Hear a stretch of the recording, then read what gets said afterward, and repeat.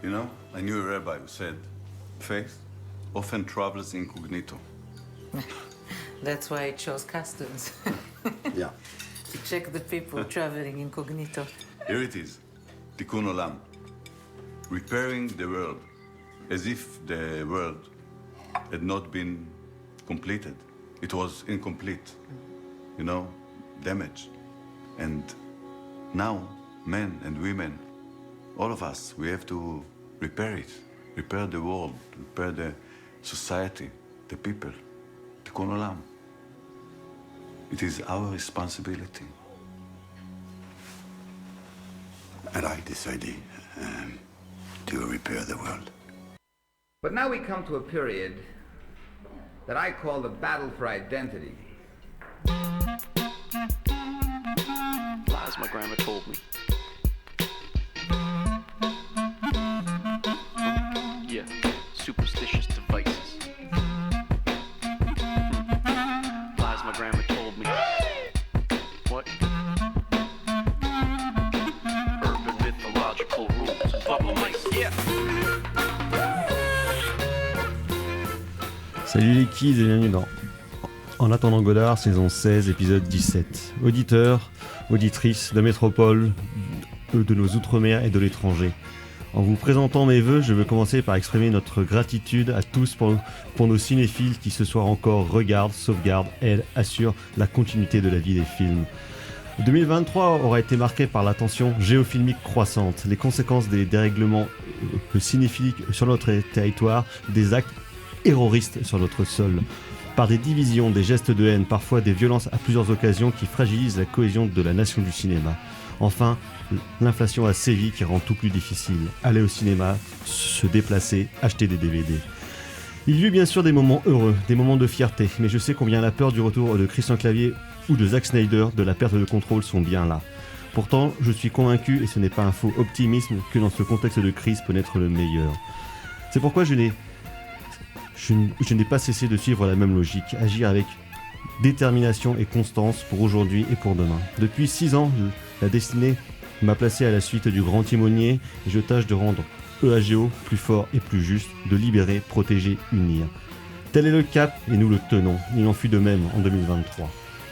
Tous ces mois passés ont donc été bien loin de l'impuissance qu'on nous prédisait et c'est heureux. Et je veux ici tout particulièrement en remercier Carrément Fleuret et le Dr Erwan. Et nous avons continué cette année à parler des films, tout en produisant encore plus rapidement nos émissions, et ce, conformément à tous nos engagements. Ceci prouve que vous êtes au rendez-vous de la mobilisation. Grâce à ce réarmement podcastique, nous continuons tout de même à ne pas être en mesure de financer notre modèle d'émission, de nous protéger contre les crises ou l'inflation, mais aussi de ne pas investir pour réarmer notre cinéma national. Nous avons aussi, en 2023, acté pour les années à venir des réformes historiques pour nous protéger. En une décennie, le nombre de nos services de presse aura ainsi été doublé. Nous continuerons de rétablir l'autorité critique partout où elle manque face au manque de culture et de curiosité. En matière d'immigration, notre loi votée en interne nous donne les instruments nécessaires pour mieux faire respecter les principes de la pluralité, c'est-à-dire lutter à la fois contre les films de festival et mieux intégrer ceux qui ont vocation à être des bons films. Alors je sais bien sûr, vos impatiences, oserais-je dire que je les partage, même si les premiers changements sont visibles, grâce enfin à une meilleure visibilité des cinémas indiens notamment. Je sais que vous voudriez que nous fassions plus et plus vite, et c'est pour atteindre cet objectif que l'année 2024 doit avant tout être une année de détermination. Agir encore dans l'intérêt de l'émission. Nous serons déterminés à agir pour la cinéphilie, la filmologie, la théorie et la génétique des œuvres, afin de rétablir au niveau de nos jeunes l'autorité de nos avis, la force de notre enseignement œcuménique. La France, c'est plusieurs cultures, des histoires du cinéma, une multiplicité de langues régionales, des valeurs universelles qui devraient s'apprendre dès le plus jeune âge, à chaque génération. En 2024, nous aurons à accélérer encore nos efforts et simplifier drastiquement notre vie.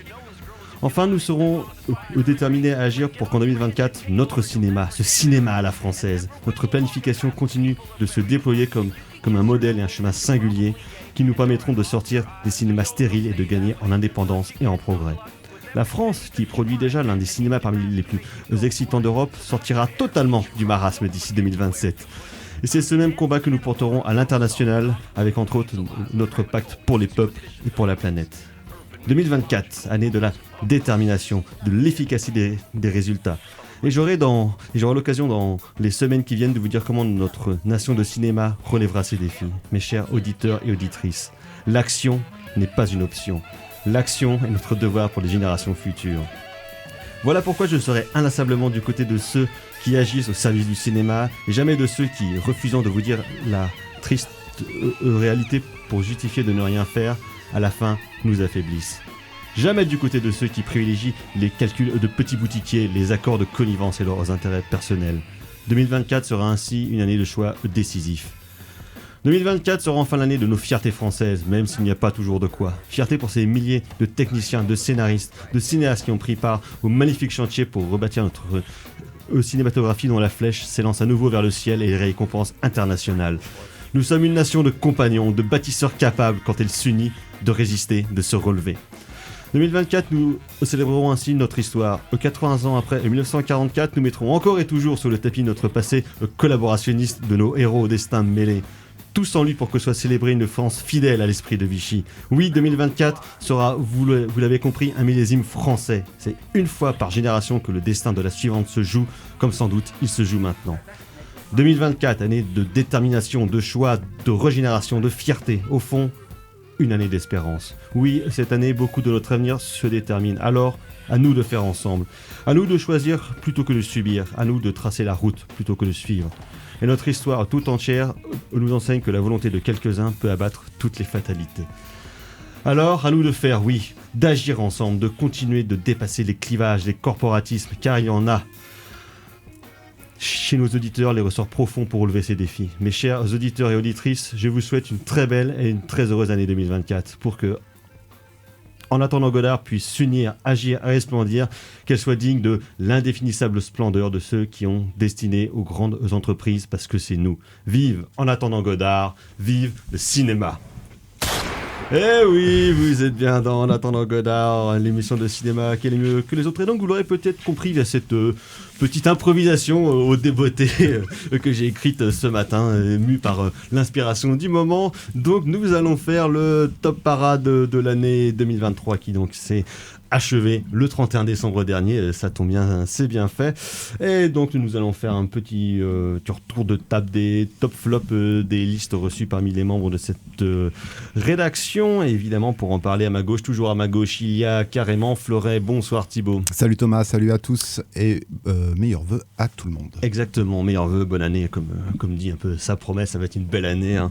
Et il y a aussi avec nous, donc de retour dans l'émission, Simon Danielou. Bonsoir Simon. Bonsoir à toutes et tous, et meilleurs vœux également. Est-ce qu'avec ce type d'ouverture, il faut redouter un remaniement de l'équipe ? Ah, peut-être, écoutez, on ne sait pas, on ne sait jamais. Peut-être qui que va être le Gabriel Attal. Exactement, certains éléments table. plus faibles peut-être pour Le être doc. sanctionnés. Voilà, c'est ça, ça va être le doc. Gabriel Attal. C'est-à-dire que toi, tu es le Bruno Le Maire ou le Gérald Darmanin de cette émission ? Qui tu préfères ? Qui je préfère ? C'est vraiment l'embarras chaud. du choix. C'est chaud, hein ?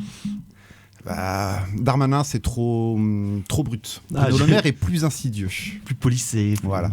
Un renflement brun. Hein. Voilà, Bruno Le Maire. Bruno Le Maire, d'accord. Donc on en parlait, le docteur Erwan devrait nous rejoindre tout à l'heure, donc pour prendre ses fonctions de premier ministre de cette émission.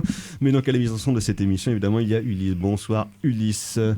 Donc voilà, les forces en présence, donc petit bilan top parade habituel de l'année écoulée. Pas forcément là où l'année où on a reçu le plus de listes, parce que beaucoup nous ont fait part effectivement des problèmes personnels qui sont principalement des problèmes professionnels dus à cette saloperie qu'on appelle le salariat, qui font que les gens ont vu beaucoup moins de films que d'habitude. Même Mathieu Bonheur a vu un seul film cette année, comme d'habitude. Les dernières, c'était... Ah non, il a vu 2 films.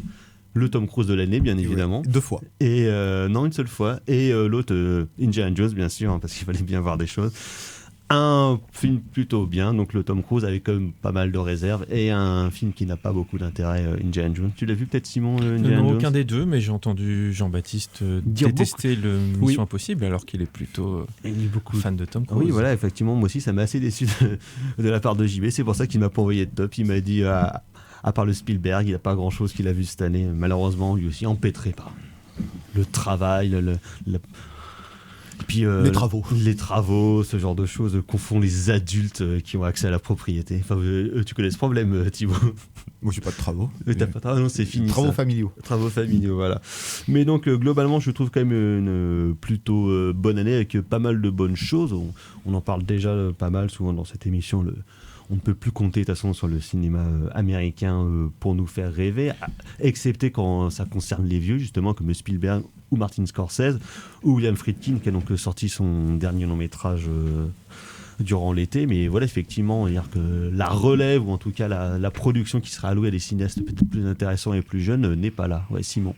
Non, j'allais juste dire, je crois que le Friedkin va enfin passer sur une plateforme française. Ah ouais. Le 17 janvier. Je suis pas trop ce genre de news, mais j'ai vu passer ça. Ouais, d'autant qu'en plus, c'est vrai qu'en général, les films qui sortent sur les plateformes aussi sont pour le coup hyper mal annoncés et il n'y a rien qui les répertorie vraiment. Donc, à chaque fois que je regarde un petit peu les sorties pour savoir sur les plateformes, c'est dur d'avoir un truc centralisé, quoi. C'est quand même assez le bordel. En tout cas, c'est tant mieux d'une certaine façon que le cinéma, par exemple, on va dire américain pour aller vite, connaissent parfois des crises parce que ça nous oblige à aller voir ailleurs, ça nous laisse aussi du temps pour aller voir ailleurs. C'est ça.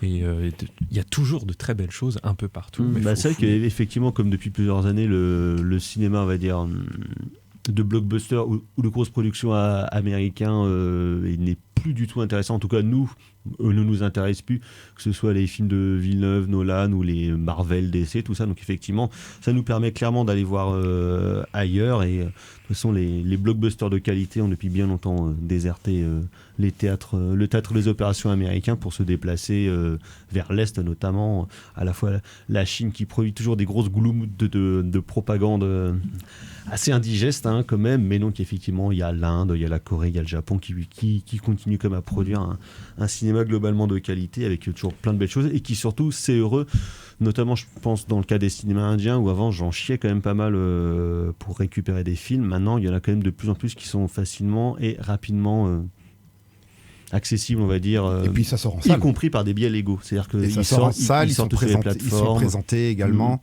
Donc il y a un vrai engouement par rapport à ce type de cinéma. Et c'est vrai que par rapport à la question du blockbuster américain, alors je ne sais pas si on peut mettre par exemple Scorsese qui avait un budget quand même conséquent. Gros budget, ouais. Est-ce qu'on met ça sur le compte du blockbuster ou est-ce qu'on met ça sur le blockbuster d'auteur? Blockbuster d'auteur, quand même. Mais c'est vrai que c'est vrai que ça fait longtemps qu'on a passé qu'on a mis le Marvel d'ici. On a passé l'âge. C'est même pas qu'on a passé l'âge, mais c'est vrai que l'intérêt du gros blockbuster s'avère limité. Même les franchises nous déçoivent. Pour preuve en est Mission Impossible. Mission Impossible, pardon, oui. Et il me semble qu'il y a un gros film qui passe, produit vraiment dans le cadre des studios américains et a vocation à être un surcarton mondial, qui pouvait être intéressant, même si empêtré dans son cynisme malveillant, c'est peut-être le Barbie. Qui reste à ce niveau-là, qui reste intéressant, qui reste le carton de l'année en tout cas. Qui reste le carton de l'année, mais c'est pareil. Il y a c'est Greta Gerwig, donc est-ce qu'on met ça Est-ce que c'est un film qui fait partie intégrante de sa filmographie ou est-ce qu'elle a fait la Yes Girl en tout cas maintenant c'est une réelle de blockbuster. Voilà, mais est-ce que Mattel va nous faire c'est Mattel plein de quoi, films. mais est-ce qu'on la met au même niveau que Chloé Zhao quand elle a fait Les Éternels? Ah bah oui. Voilà. Est-ce que ça va mettre fin à sa carrière? Je sais pas. Il y avait aussi le film qui était sorti sur Netflix de Noah Baumbach. Qui était sorti en toute fin d'année dernière, avec, White Noise, avec Adam Driver. Donc voilà, qui a eu un gros budget. Est-ce qu'on met ça sur le compte du blockbuster? Je ne sais pas, mais en tout cas, avec Netflix, ça change un peu la donne. Ça change un peu la donne. Il y a eu le Scorsese, il y a eu le Spielberg aussi, le Fincher, qui ont des budgets conséquents, mais ça reste quand même des films d'auteur, je mets bien sûr, et des mecs je mets ça entre guillemets, et ce ne sont pas des films de Yes Man ou finalement de Yes Girl comme pouvait l'être le Barbie de Greta Gerwig, parce que je trouve que ça s'insère quand même par moment dans sa filmographie, même si suite au carton de Barbie, Mattel a mis en branle 12 projets, je crois. Nous parlons de blockbuster, c'est donc le docteur Erwan qui vient de nous rejoindre. Bonsoir docteur. Et meilleurs vœux, bonne année. Et bonne année et également. La santé. Oui, et tout. Mais pas la prison, bien sûr. Non, voilà. On va essayer d'éviter. Ça va ? Ça va. J'arrive à point.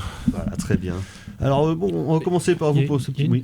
Si on est sur les tendances d'ensemble, il y a une chose, je trouve, qui se confirme, ou alors c'est simplement mon attention qui se confirme sur ce cinéma-là. Je trouve que le cinéma, on va dire, européen porte bien, notamment le cinéma français. Ça veut dire aussi que la France met de l'argent pour des cinéastes qui ne sont pas nécessairement français. Moi, c'est plutôt là que je m'épanouis en tant que cinéphile depuis déjà quelques années, une poignée d'années, on va dire. Évidemment, je pense que c'est aussi lié au fait que j'ai été plus ou moins attentif en fonction des époques, mais je suis rarement déçu. Je pense à des films comme Le procès Goldman, Anatomie d'une chute, et ce genre de... C'est vrai qu'on en avait parlé l'année dernière, on va dire L'envol de Pietro Marcello. On va dire un cinéma du milieu, que ce soit en France ou dans le reste de l'Europe, en fait, depuis 3-4 ans, commence vraiment à reprendre des couleurs, où tous les films ne sont pas forcément parfaits. On va dire que c'est des propositions intéressantes, mais qui ne sont pas que des propositions, c'est-à-dire qu'ils arrivent aussi à réussir des choses en termes narratifs, en termes visuels, où il y a clairement quand même un niveau de cinéma qui est vraiment remonté, où il y a globalement plein de belles surprises. Du cinéma italien. Certes, on a eu 2 de Bellocchio, mais on a eu aussi le polar Dernière nuit à Milan. Voilà. Donc oui, c'est vrai que le cinéma italien qui est quand même mal en point depuis pas mal de temps, avec parfois quelques petits épiphénomènes. Je crois qu'il faut qu'on se mette à jour effectivement dans notre rapport à ce cinéma. Je pense qu'il y a quelque chose qui est relancé. Ouais, sur le cinéma italien, je pense que c'est un truc qu'on entend depuis les années 80 en fait. Mais je pense pour moi le cinéma italien, il a quand même réussi à survivre en fait à effectivement les années 80, ça a été des années pas marrantes, mais déjà dès le début des années 90, t'as déjà du Bellocchio, t'as déjà du Moretti. Ouais, mais Bellocchio, il a jamais vraiment arrêté non plus. Non, mais voilà. Et puis surtout après, t'as des nouveaux réals qui arrivent dans les années 2000. Stefano de Solima. Voilà, le fils Solima, puis il y avait, comment il s'appelle, le mec qui a fait Gomorrah. Matteo Garrone, et puis celui qui avait fait Le Divo. Exactement, Sorrentino. Enfin voilà, il y a quand même alors après, le truc, c'est ça aussi, c'est. Qu'est-ce qu'on voit, nous, de la totalité c'est toujours pareil avec les pays étrangers, quoi. C'est qu'est-ce qu'on voit de la totalité d'une filmographie. Nous, on voit. Qu'est-ce qui nous arrive ? Tu vois, c'est comme le Japon. Enfin, on voit 10 films par an, mais moi, qu'est-ce que j'en sais, moi, Puis surtout que le Japon, du cinéma japonais dans son intégralité, ça reste les auteurs qui viennent chez nous, parce que même les films de Kitano ne sortent plus en France. Non, voilà. Enfin, il y a aussi ça. Alors que pourtant, il en réalise encore pas mal. Concernant le Japon, je trouve qu'il y a une sorte de revival d'un exotisme pas très bien placé d'ailleurs. Je pense que c'est lié aux distributeurs. Effectivement, on ne voit plus un Kitano, Kurosawa pas très bien non plus. C'est un sur 5 Kurosawa. Et en revanche, on va avoir tous les Koreeda, toutes les choses sur l'art ou la peinture ou la rapport campagne, à la nature, le rapport entre citadins et provinciaux, des choses qui tombent assez souvent dans la carte postale, mais qui sont assez bien distribuées. Mais bon, évidemment, il y a dans le lot, il y a toujours des choses genre le film sur Okuzai et tout ça, quoi. Tu veux dire ? C'est ça que je pense. Les films un peu académiques, en fait, quoi. Films de festival. Voilà, des films où tu regardes un Kurosawa ou un Konishikawa et tu dis bah ouais, mais c'est vachement mieux en fait, quoi. Enfin, tu vois, c'est plus ça a 70 ans et puis ça propose plus de trucs, tu vois, ou un Kobayashi, ça propose plus de trucs formellement que effectivement certains trucs un peu un film de festoche, quoi, en fait. Mais ça, de toute façon, moi, c'est un truc qui m'a toujours agacé, notamment en France, c'est les désaffections critiques. C'est-à-dire comment est-ce que tu as des cinéastes dont t'entends parler pendant 10 ans, puis du jour au lendemain, t'entends plus jamais parler d'eux. Alors Kitano fait partie de ces cinéastes, Gilliam fait partie de ces cinéastes. Alors après, il y a des raisons parfois internes à la filmographie des cinéastes pour que tu les entendes plus parler d'eux, mais moi, c'est un truc qui m'a toujours agacé dans la critique française, c'est-à-dire qu'ils brûlent ce qu'ils ont aimé très très vite, en fait. Et ça m'a toujours un petit peu agacé, quoi. C'est-à-dire que si tu rentres pas, justement, par exemple, tu fais du film japonais, si tu rentres pas dans la ligne Ozu, grosso merdo, c'est pas bien. Enfin, tu vois, on va pas te distribuer parce que le cinéma japonais pour les sélectionneurs de festivals et tout ça, c'est une certaine forme de cinéma japonais qu'il faut essayer d'entretenir. Alors que Kitano, il aime bien filmer la plage, mais il aime bien aussi genre montrer des mecs qui coupent des têtes et boivent leur sang. Et qui font de la roulette de dentiste comme dans Outrage, moi, une des scènes les plus violentes que j'ai vues de ma vie. Il y a quand même des auteurs japonais comme Hamaguchi ou même Fukada sur qui j'ai plus de réserves, mais qui continuent d'être suivis. Mais c'est vrai on voit aussi des purs produits de studios, qui, on va dire, familiaux, qui encombre un peu finalement, je trouve, le choix des distributeurs et ce qu'on peut voir ensuite en salle en ce qui concerne le Japon. Petite pause musicale. Pourquoi ils sortent pas les Godzilla, par exemple ? Le Godzilla annuel, moi je serais très content que le Godzilla annuel sorte dans aussi 2 en semaines. France. Godzilla -1. Petite pause musicale où il est question de blessures. Sound, action. Cut, cut, cut, cut, cut, cut.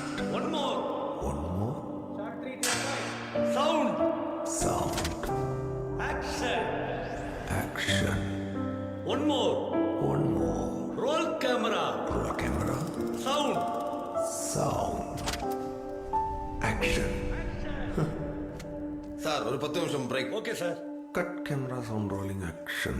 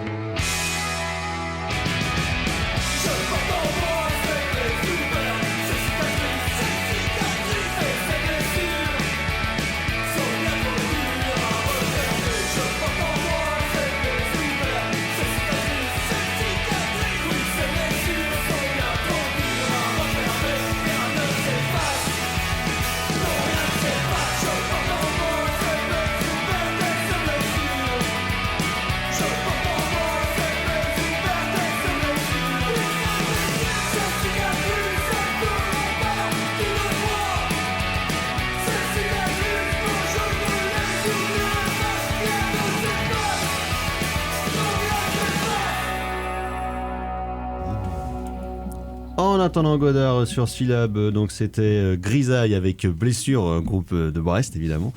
Et on reconnaît le son. Voilà, précédé d'un extrait de Gigartanda Double X de Kartik Subbaraj, le meilleur film de l'année pour moi personnellement, film tamoul absolument hallucinant, l'un des plus beaux films faits sur le cinéma même on peut dire, et la révolution, le fait de tuer des hommes politiques et des flics. Bref, une belle histoire avec plein de références à Sergio Leone notamment, ça vous plairait beaucoup Simon. Alors d'ailleurs Simon, alors mon cher, très bien que tu sois là parce que du coup on va pouvoir parler de choses qu'on n'avait pas abordées dans cette émission, notamment le film de Raduju de N'attendez pas trop de la fin du monde et le Aung San Suu annuel ou peut-être que ouais, parce qu'il il a fait plusieurs hein, comme il tourne plus vite que son nombre. Peut-être qu'on peut commencer par le Aung San Suu parce que effectivement moi j'ai été beaucoup marqué par son De nos jours. En réalité on a aussi vu en France le romancière, le film et le Heureux hasard qui a eu un relatif succès il me semble. que je trouve aussi très intéressant, qui m'a un peu moins touché que De nos jours, qui est vraiment dans l'épure totale, qui raconte quasiment rien, mais qui le fait avec une justesse humaine que je trouve admirable. Et peut-être que je pourrais insister sur la fin du film. En fait, on y suit 2 histoires plus ou moins parallèles, et notamment la vie d'un vieux poète qui ne peut plus boire et fumer pour raison de santé. Qui notamment n'a plus rien à faire dans un film de Hong Sang-soo. Exactement, et on sent que dans sa propre vie, il se sent démuni, il se sent qu'il n'a plus rien à faire. Il reçoit la visite d'un jeune admirateur et puis d'une jeune femme, et puis quelque chose se noue entre ces 2 jeunes-là, et on sent lui à quel point il les invite à prendre le relais de la vie, quoi. Et la dernière séquence, et j'insiste sur cela pour d'autres raisons sur lesquelles je vais revenir, c'est lui qui finit par se fumer une clope et s'ouvrir une bonne bouteille sur son balcon. Un happy end. Voilà, est-ce que je dois absolument m'accrocher à ma santé au détriment du plaisir? La vie, c'est pas que la mienne, c'est aussi c'est la vie en général, et elle va se poursuivre entre ces 2 jeunes, par exemple. Peut-être qu'il y a une relation d'amour qui se tisse, on ne sait pas trop, ça reste assez ouvert. Mais j'ai trouvé ça très beau, quoi. Il y a cette ouverture de fin, de fin de film, mais aussi de fin de vie, qui est une sorte de passage de relais, qui est pas du tout surligné, hein. Ça passe vraiment par la mise en scène, le temps qui passe dans le plan, les gestes des comédiens, en l'occurrence Guy Joubon, ici le poète qui a déjà joué des poètes chez Hong Sang-soo, qui est un récurrent chez lui. Donc c'est un des films les plus simples de Hong Sang-soo, mais moi je l'ai trouvé bouleversant. Il y a d'autres choses, il y a des choses autour d'un chat qui sont absolument magnifiques. Entre-temps, en fait, entre ces 2 films qu'on a eu de Hong Sang-soo, il en avait fait 2 autres, mais on va les rattraper.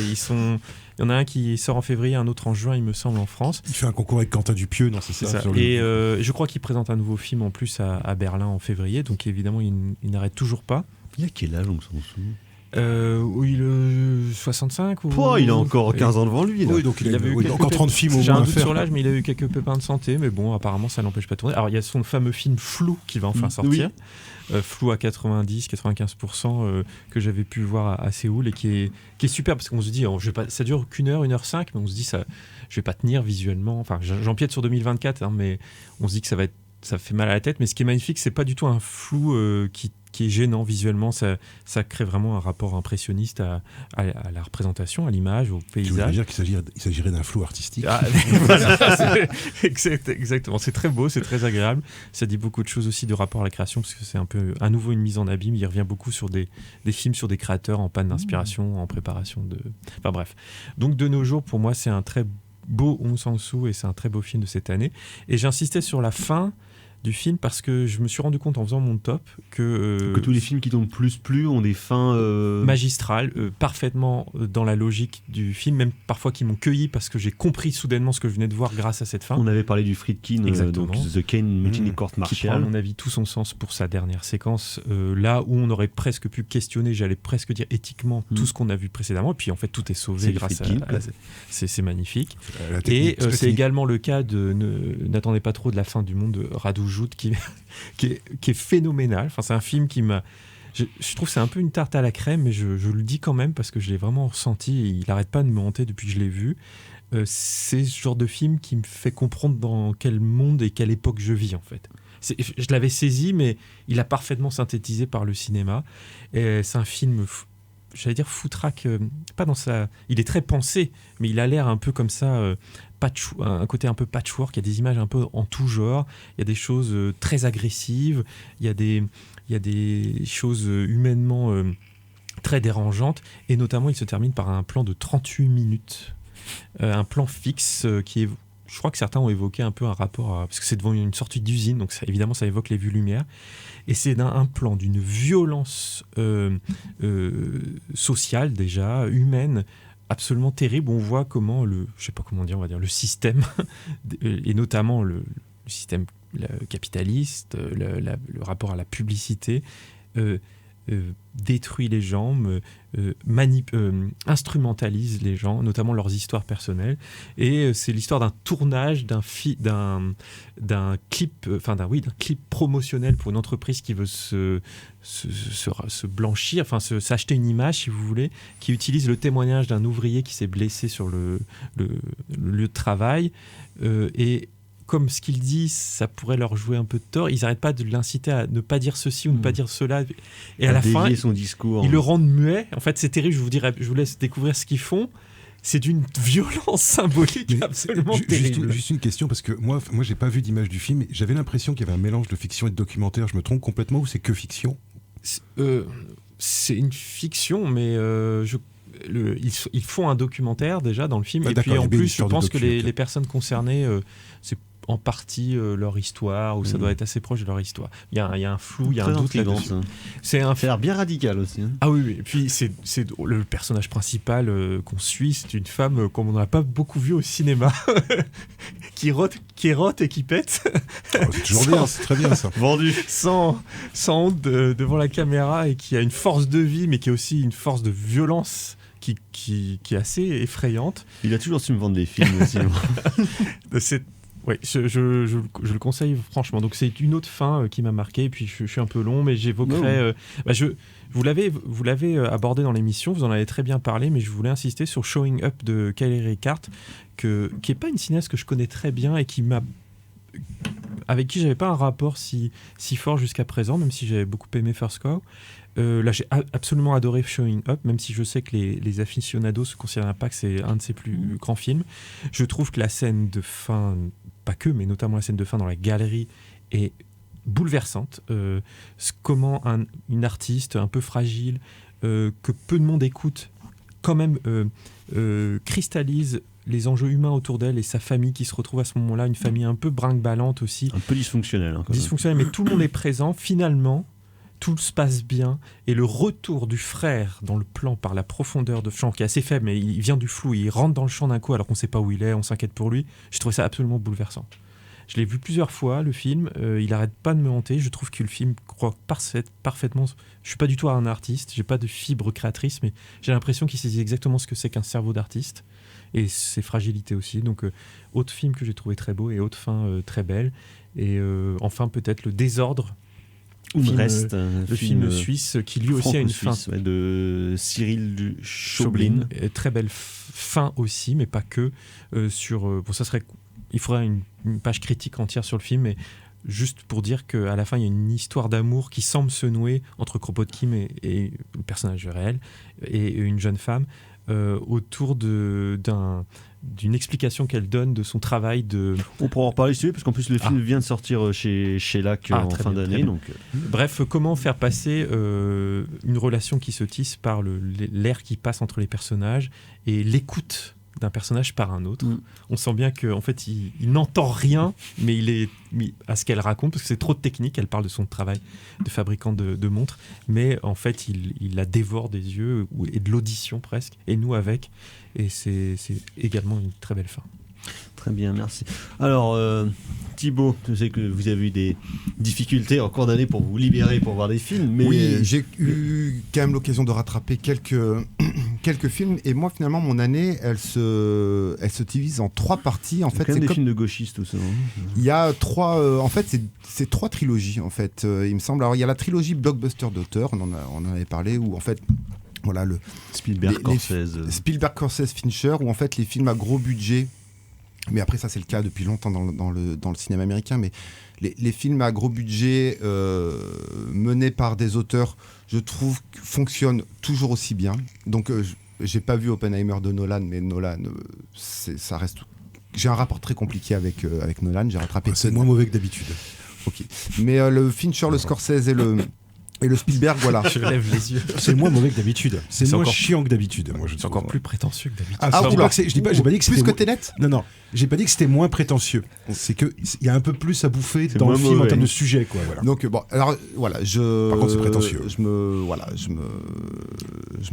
mets en porte-à-faux parce que j'ai pas vu le Nolan, mais voilà, je trouve que il y a quand même une vitalité du blockbuster d'auteur et pas du blockbuster Marvel DC de Yes Man ou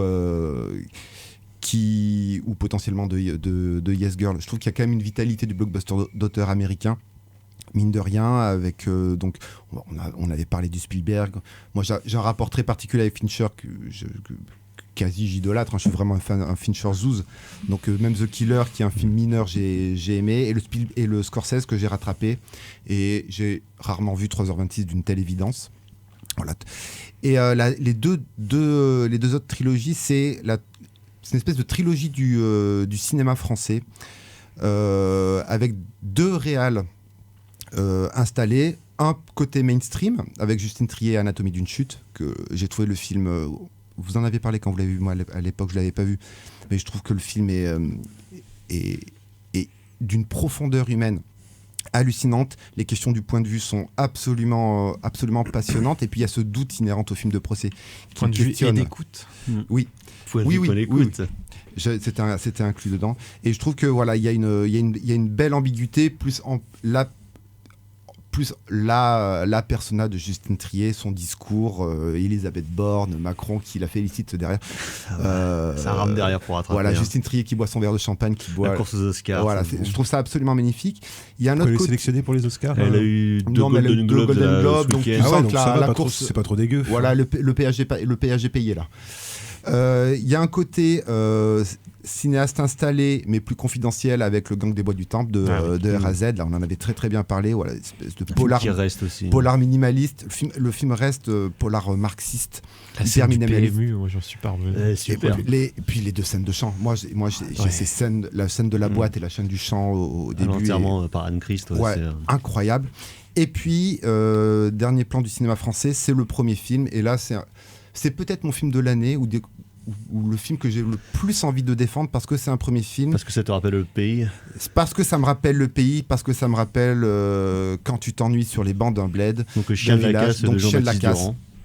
J'ai trouvé ça absolument admirable, un film en même temps très humain, constamment sous tension, du coup un petit peu déceptif, parce que le film déploie finalement un récit somme toute normal, mais il y a une telle tension, on se demande constamment ce qui va se passer, et les questionnements de qu'est-ce qu'être un jeune adulte dans entre guillemets en les province, territoires. en province.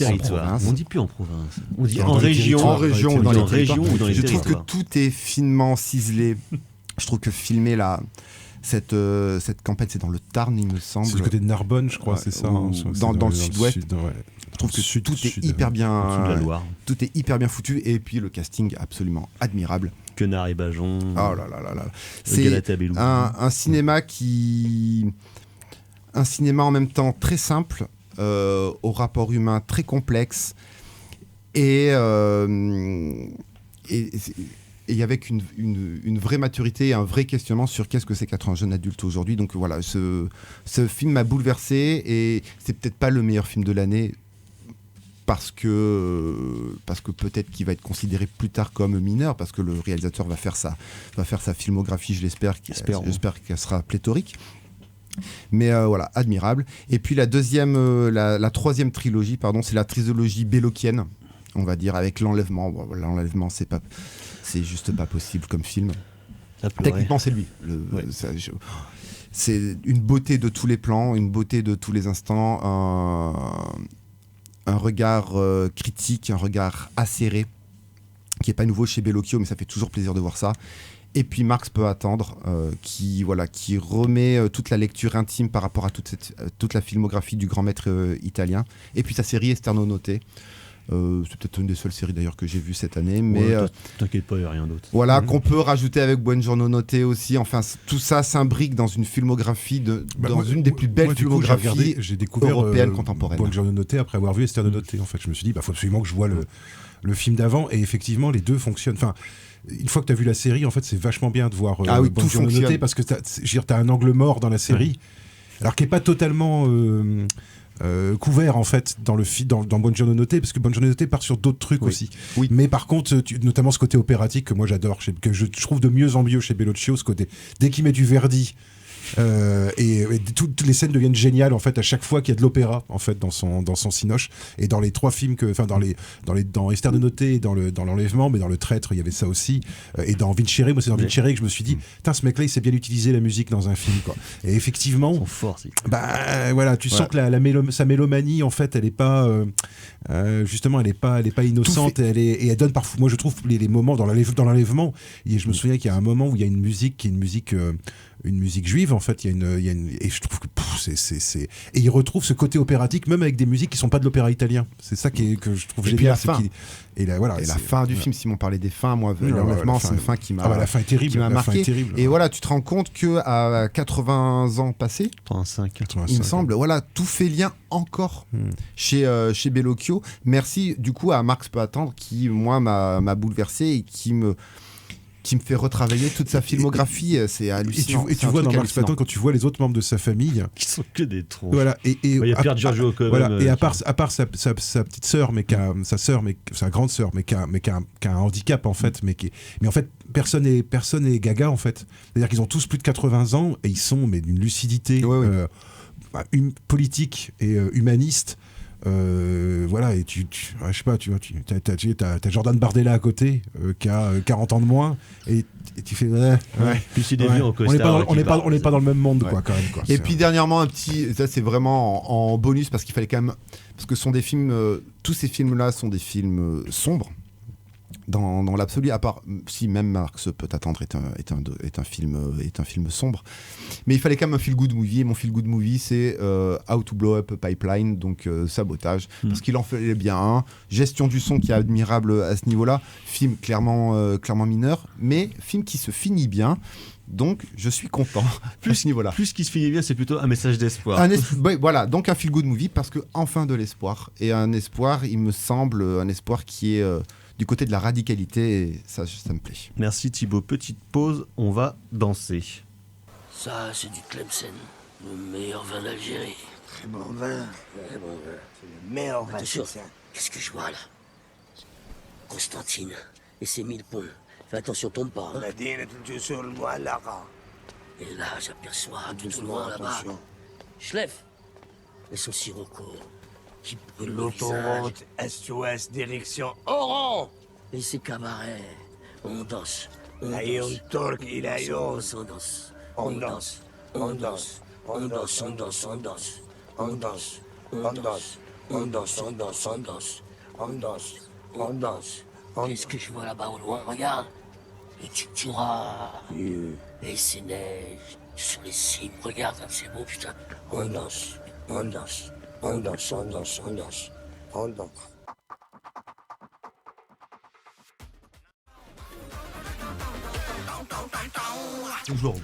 En attendant Godard sur Syllab, et donc c'était un extrait de Omar la Fraise suivi donc de Naridi, extrait de Léo, la meilleure scène du film. Film qui est pas toujours terrible mais qui contient notamment une scène de flashback central de 40 minutes absolument merveilleuse. Et donc on parlait de danser mais on peut aussi être méchant parce que certes on a vu des choses mais il y a aussi des trucs qu'on n'a pas aimés. Vous Simon, on sait que tu as la haine chevillée au corps, que t'aimes pas les mauvais films. La haine et le mépris. La haine et le mépris. Donc il y avait des choses que t'as pas aimées, notamment des films qui sont des déclarations d'amour au cinéma. On attend peut-être pour 2024 des mails de haine au cinéma.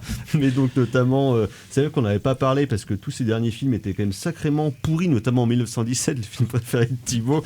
Donc avec Sam Mendes et son Empire of Light. Ah oui, c'est un film qui m'a vraiment horripilé. Alors c'est pas lié à ce qu'il nous dit du cinéma, enfin même si c'est pas formidable effectivement, mais j'ai trouvé que c'était un film qui avait 4 décennies au moins de retard, qui nous fait la leçon sur des choses vues et revues, sans subtilité. Enfin, j'ai trouvé ça vraiment catastrophique, mais j'ai pas envie en fait de m'acharner. Alors, je suis désolé si on est sur ce qu'on a moins aimé. Je suis désolé pour Thibaut qui est le Fincherien convaincu. J'ai vraiment pas été emballé par le The Killer de Fincher. Et plutôt que de taper dessus, je vais en profiter pour mettre en avant le Silent Night de John Woo, qui est un peu son frère jumeau. On compte en parler dans les semaines à venir aussi. Vous pourrez. Pas vu Très encore. bien. Bon, ouais, je vous invite vraiment à le regarder. C'est le scénario tient sur un papier de cigarette déjà utilisé, parce que on l'a déjà vu 20 fois. Mais ce qui est pas possible, c'est-à-dire qu'il serait parti en fumée. Mais il en reste effectivement pas grand-chose. Mais voilà, c'est juste pour la mise en scène. Il y a des effets de raccord, notamment de montage. On comprend ce qui se passe. Et pour rappel, donc un film entièrement sans dialogue. et qui fait passer ses idées par la mise en scène et qui sont des idées souvent assez poétiques mais violentes aussi, comme souvent chez John Woo. Et voilà, ne serait-ce que pour quelques raccords du film, je sauve tous ces défauts sur le plan scénaristique notamment, qui sont patents. Mais voilà, ça faisait du bien de revoir un mini John Woo à cette occasion. De toute façon, ça peut pas être pire que Wind Talkers. J'ai vu Wind Talkers, j'aime bien. Il faut voir la version longue. Moi, toute la période Paycheck. Paycheck, c'est génial. Paycheck, c'est un des films les plus drôles. J'ai toujours entendu défendre Paycheck. JB, il sera à mes côtés. Non, mais moi, je défends pas Paycheck. Quoi. Un film où j'ai capté qui était le méchant au bout de 5 minutes. Quoi, c'est pas grave. Évidemment que c'est Aaron Eckhart. Désolé pour ceux qui n'ont pas vu le film. De toute façon, Aaron Eckhart de retour chez Renny Harlin. Ah oui, j'ai vu ça. Mais il est sorti récemment, là, en plus, sur The Bricklayer. Ils sont en train de faire tous les corps de métier en ce moment, The Counters. C'est fou, ils vont tout nous faire. Et je pense qu'à la fin, il y aura une cinématique universe où tous les corps de métier. Une corporated universe. Le plombier, le maçon. Renny Harlin qui, de temps en temps, c'est là qu'il faut faire des blockbusters en Chine. Le personnage interprété par dans Mr. E-Man, film de super-héros. Avec Ben Stiller. Ouais, et William H. Macy qui joue le rôle de la pelle, qui a un pouvoir, c'est qu'il a un super bon coup de pelle. Voilà. Et moi, je me suis toujours dit, je voudrais voir un film sur une origin story de la pelle, quoi. Comment ce mec-là devient la pelle, quoi. Tu vois. Faudrait qu'on fasse une rétro sur Renny Harlin un jour, qui a quand même une filmo bigarrée, qui maintenant fait des films à moitié en Chine ou avec l'Arabie Saoudite. C'est dire si on est gentil, on est censé faire les flops, mais en fait on parle de choses qui nous emballent par ailleurs. Si, en fait, il y a quand même un film qui date maintenant, puisqu'il est sorti début 2023, qui m'a vraiment beaucoup déplu, c'est le Babylone de Damien Chazelle. C'est là où je suis vraiment pas d'accord avec toi. Moi, je trouve pas que ce soit un film si nul que ça, moi, en fait. Je sais pas si c'est le mot nul que j'emploierais, mais il m'a vraiment gêné du début à la fin. Mais si je l'évoque, c'est pas tant pour à nouveau taper dessus, c'est pour poser la question Chazelle, en fait, parce que son précédent First Man était l'un de mes films préférés l'année où il est sorti. C'est sans doute son meilleur film. Pour l'avoir revu récemment en salle, je le trouve bouleversant, je l'adore de bout en bout. Je trouve que le projet du film, j'aime pas le mot, est parfaitement compréhensible et tenu. Parce qu'il est sur son histoire. Le problème, moi Babylone, il y a des trucs que j'ai bien aimé. Déchanté autant avec Babylone, en fait, Babylone est c'est vraiment qui trop embrasse mal étreint. C'est vraiment ça pour moi, Babylone. C'est-à-dire que pour moi dans Babylone, il y a parmi les meilleures scènes que j'ai vues cette année. Moi, la scène du tournage de la première scène sonore avec Margot Robbie, franchement, moi qui n'ai pas vu beaucoup de films de trucs drôles au Cinoche, c'est une scène où moi j'ai ri, mais ri de manière très sincère. Quoi. Moi je préfère celle du tournage où il y a plein de films, parce qu'une fois de plus il y a Spike Jonze qui fait des accents allemands. Oui, non mais voilà, celle du tournage du film avec Brad Pitt qui est bourré et qui doit faire un baiser final sur coucher de soleil. Enfin voilà, tout le truc sur tous les trucs autour de la question de l'artificialité du cinéma, je trouve sont bien. Mais après, c'est que c'est commencer un film avec des pets d'éléphants, effectivement. Je trouve pas que tout est surligné dans ces moments. C'est ça qui est, c'est sa mise en scène à lui qui devient artificielle. C'est pas son truc. Non mais là où je trouve que c'est surligné, c'est dans First Man quand même. Là où je trouve que c'est surligné, c'est que j'ai capté le parallèle avec Chantons sous la pluie, genre au bout de 20 minutes de film, quoi. Et quand arrive la fin, et je me suis dit, ouais, bon, ça, ok, d'accord, quoi. Mais je trouve que, et notamment, moi, je trouve que moi, j'étais tellement content, en fait, de voir une scène d'ouverture avec des vrais figurants et des nichons que. Moi, j'appelle ça un mardi. Hein. Ne boudons pas notre plaisir. Voilà, j'allais sortir un truc de Pierre Desproges odieux, mais je vais pas le sortir. Je vais le garder pour moi. Mais voilà, ne boudons pas notre. Enfin voilà. Après, peut-être que je me suis laissé endormir, tu vois, peut-être aussi. Je l'ai vu, je l'ai pas revu depuis. Bon, peut-être que je me suis laissé endormir par le côté un peu clinquant de l'affaire, et peut-être qu'à revoir. Je discutais le week-end dernier de Misanthrope avec un couple de potes. Ils ont détesté le film. Ils ont trouvé que c'était une merde. Alors là, on se comprenait plus, quoi. Alors, c'est des vieux potes et tout, tu vois. Et je leur disais, attendez, mais je dis, la première demi-heure est bien, il y a une super scène au milieu, et la fin est bien. Alors oui, il y a des petits creux, mais enfin, ça va quand même, grosso merdo, par rapport à plein de films, quoi. Eh ben non, ils m'ont dit, c'est à la limite du nanar. Alors là, ça faisait longtemps qu'on n'était pas dans une incompréhension mutuelle. Donc peut-être que là aussi, je me suis dit, mais du coup, ils m'ont fait douter. Je me suis dit, mais peut-être qu'en fait, c'est moi. Là aussi, je me suis laissé avoir par le côté un peu clinquant de la mise en scène, et que finalement, si je le revois, je vais le trouver nul. J'en sais rien. Ah non, c'est très bien. Je sais pas du tout. C'est bien, mais et Babylone, peut-être que ça va me faire un effet. Peut-être qu'à revoir, je vais me dire, mais non, mais en fait, c'est bidon. En fait, je sais pas. C'est peut-être vous qui avez raison, parce que il y a tellement de gens qui me disent que c'est nul ou que c'est pas terrible, quoi. Que du coup, je me commence à me dire, mais putain, mais j'ai l'impression d'être tout seul à avoir aimé ce film-là, quoi. C'est plus pas avant que c'est pas tape, c'est plus genre comme un coup d'épée dans l'eau, un paix sur une toile cirée où tu dis ouais, c'est au début c'est rigolo, puis finalement ça pue.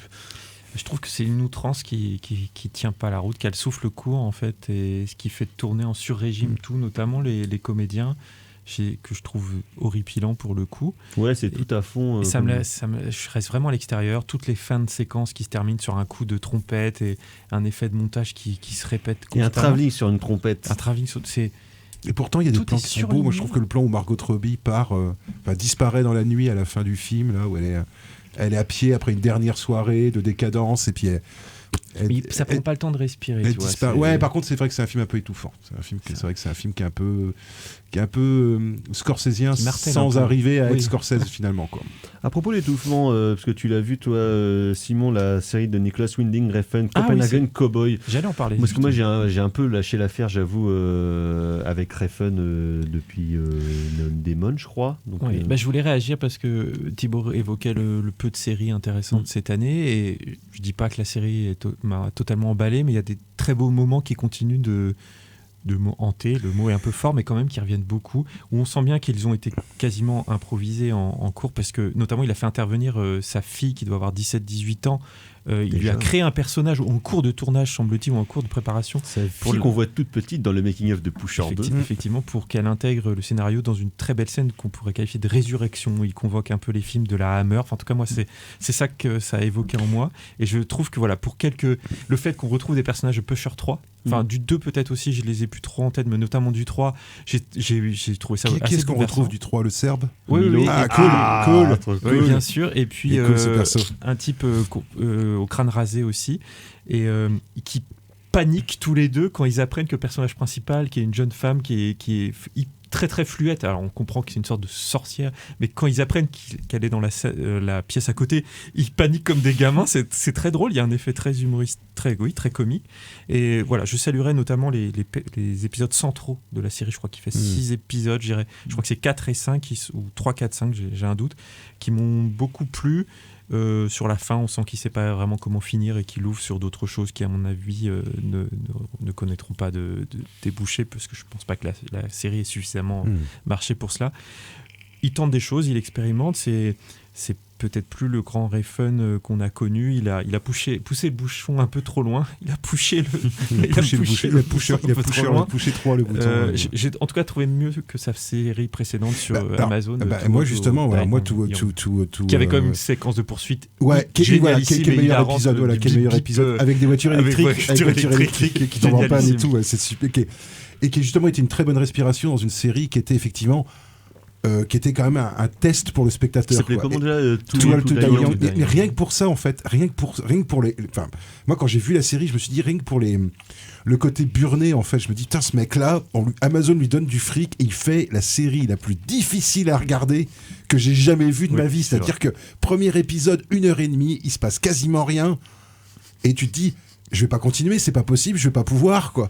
Et en fait, il faut continuer, moi j'aime bien quand il y a un réalisateur comme ça qui dit non, insiste un peu, faut insister un peu pour voilà. Et c'est à la fois trop et en même temps, moi je trouve ça tellement mais moi je la mets quasiment au même niveau que Twin Peaks saison 3 dans le genre proposition où t'as jamais vu ça à la télévision et tu fais ok, d'accord, ok, j'ai un cinéaste qui est en train de... Voilà. Et même s'il est moins bon, dans 12 to Die Young, moi je trouve qu'il y a des scènes qui sont super bien, en fait. Elles te reviennent, en fait, en tête, mais j'ai peur qu'en fait, qu'il se brûle les ailes, quoi. Il exagère vraiment. Mais par contre, il te teste, toi, en tant que spectateur aussi. Il teste ses financiers, enfin, je sais pas combien de temps il va durer. Il y a un côté kamikaze, hein. Il y a un côté kamikaze complètement chez lui, quoi. Qui a toujours un peu eu, à mon avis, et qui a surtout depuis Only God Forgives. Tout à fait. Il considère que... de Jodorowsky pour être un artiste maudit et dire qu'on finance pas ses films. Sauf que c'est pas un artiste maudit, justement. Mais non, parce que il se fantasme comme ça. Mais lui, c'est surtout un artiste dépressif. Hein, il faut revoir son interview avec Friedkin. Hein, qui est très gênante. Hein, mais qui est à la fois passionnante et drôle. Mais qui est super drôle parce que Friedkin n'arrête pas de le renvoyer bouler.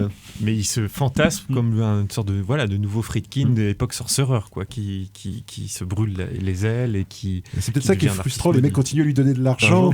Alors que lui, ce qu'il voudrait, c'est ramer, en fait. Il voudrait galérer et pouvoir dire ouais, j'ai fait ce film-là en me saignant les veines, tu vois. Enfin, tu vois, Barbet Schroeder qui va se menacer les producteurs de se suicider pour réaliser comment ça s'appelle, Barfly.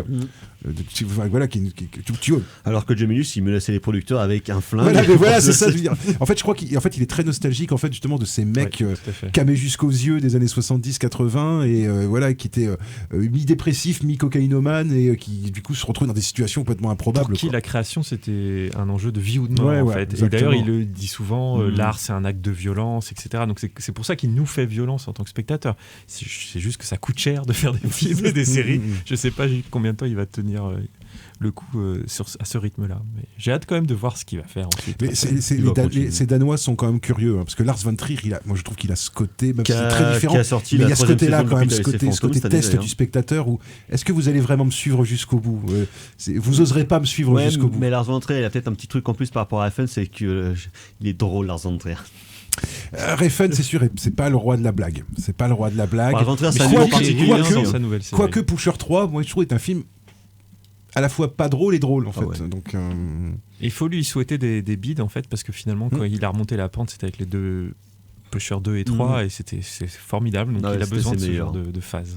On va s'arrêter là, messieurs, merci beaucoup. J'ai pas parlé de mon nanar préféré, de mes deux nanars préférés, L'Exorciste du Vatican et Renfield, qui sont vraiment deux grosses bousasses. Et puis un film, puis le film, alors je suis désolé, ça va te fâcher, mais le film que je continue à trouver complètement dispensable, Fast and Furious 10, que je ne peux globalement pas défendre. Non, voilà, c'est-à-dire un film avec une grosse boule à Rome. Voilà, c'est tout ce que je peux dire. Je suis désolé, mais ça c'est vendre un film. Ça c'est vendre un film. Donc merci beaucoup messieurs, on vous souhaite évidemment plein de bonnes et belles choses pour 2024 et notamment le retour de Mike Nichols. Donc ça va être cool. Jeff Nichols, même dans tes mails. Et de Michael Mann. C'est vrai que je me cours tout le temps dans les noms. Mike Nichols c'est le lauréat. Oui c'est ça, Jeff Nichols. En plus je préfère Jeff Nichols. On va s'arrêter là. Merci beaucoup messieurs, merci Ulysse à la mise en son de cette émission. Prochaine émission, prochaine édition. Ciao, bonsoir et vive Jeff Nichols. Salut. Salut.